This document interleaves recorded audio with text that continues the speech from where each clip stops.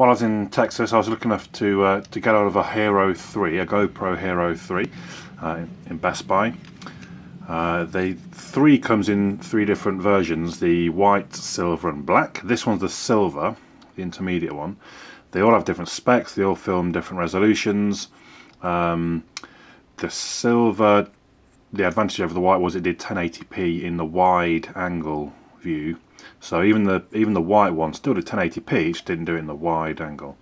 The black, which was the most expensive, $400, this silver was $300 and the white was $200.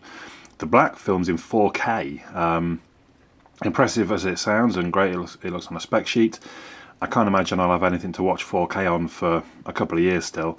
I'd imagine I'll probably be onto a Hero 5 or 6 by the time that's possible. So I just went with the silver, $300. I didn't realise actually at the time that they're still not available in the UK, so I came home looking at prices and the only person I could find selling one was about £500. So, but anyway, I thought because it's quite new and not available yet, I'd show a bit of a look around the device. I find this a little bit annoying.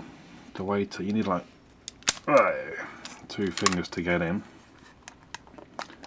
It's a good seal, a good vacuum seal on the back there. So the device feels a little bit thinner and a little bit smaller than the old Hero 2. This one here with the LCD screen on. The battery certainly seems quite diddy. If I can, need a bit of help from gravity really to open the back. Come on. There it goes. So there's the battery in there. I got a spare while I was out there as well. It's got a little kind of handly bit to put it out.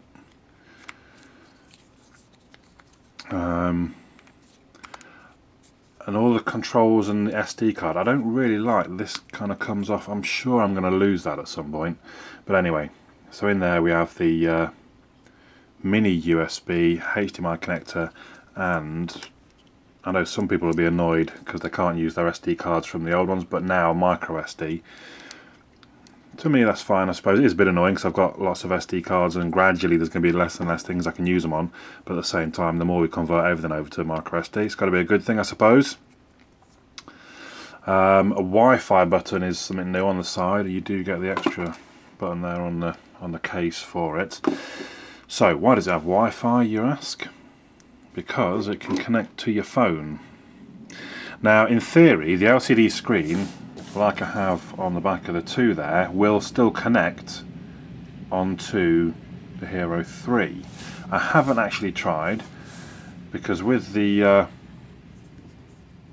Hero 3 having Android and I presume iOS apps, there's not really any need. Now you might be wondering as well, what's this here? Because I've stuck that on myself. That's an NFC tag, which means that I can, in theory, touch my phone to the back of it. Now we'll see at the minute it's not got a wireless connection to anything. We might have to take, it does sometimes take a little bit of time. Oh, in fact, does the Wi-Fi turn itself off on? Oh no, it's still going, it's flashing. So now we see there the Wi-Fi is connected, and I'll just show you as well. In the upgrade process I named it, so Handy GoPro 3 is my Wi-Fi connection. The NFC tag I've written in instructions to connect automatically to Handy GoPro 3, give it the password so I can just tap and connect. Otherwise you have to manually go like you would any other network, connect, put the password in. So then I can connect it. Now obviously it says camera off because it is. I only turned the Wi-Fi and I didn't turn the power on. So I'm now going to turn on the device with the app, and you should hopefully, there we go, you see the red dots flashing. And you will also see starting preview, and there it is. There is a few seconds delay,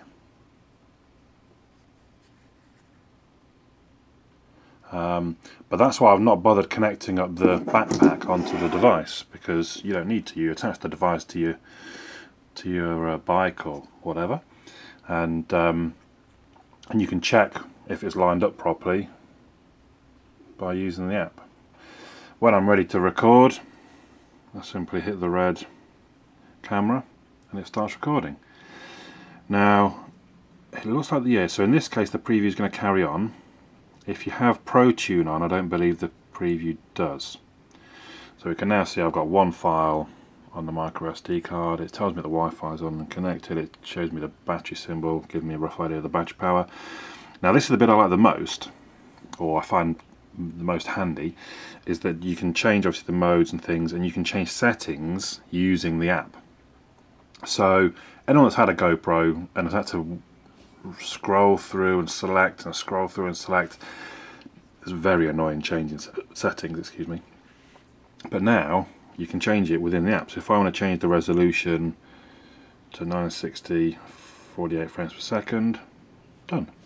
That will now record. I don't know if we can see it on the front or not. There we go, 960 48 frames per second.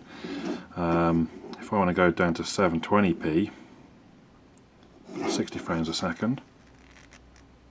Look at that already, 720, 60 frames a second. Setting the clock on the actual device used to be a massive pain in the bum. Now I just press set date and time, updating. So it uses obviously the time date from your phone, and it basically just pushes that to the device. We can check the battery level. Here it's showing 48%. So SD card capacity, so it's telling me on the settings I'm on, which was what, 720, 60 frames per second, I've got 4 hours and 30 minutes of recording left. It tells me I've got one video file. The only thing I find a little bit restricting, I can delete the last file, or I can delete all files. I would love a sort of some kind of a file manager, and I can go and select which ones I delete. That would be great. Also, a lot of people are reporting, even when you charge overnight to full, or what you think is full, it still says battery level 70%, so it's not recording to 100% for some reason.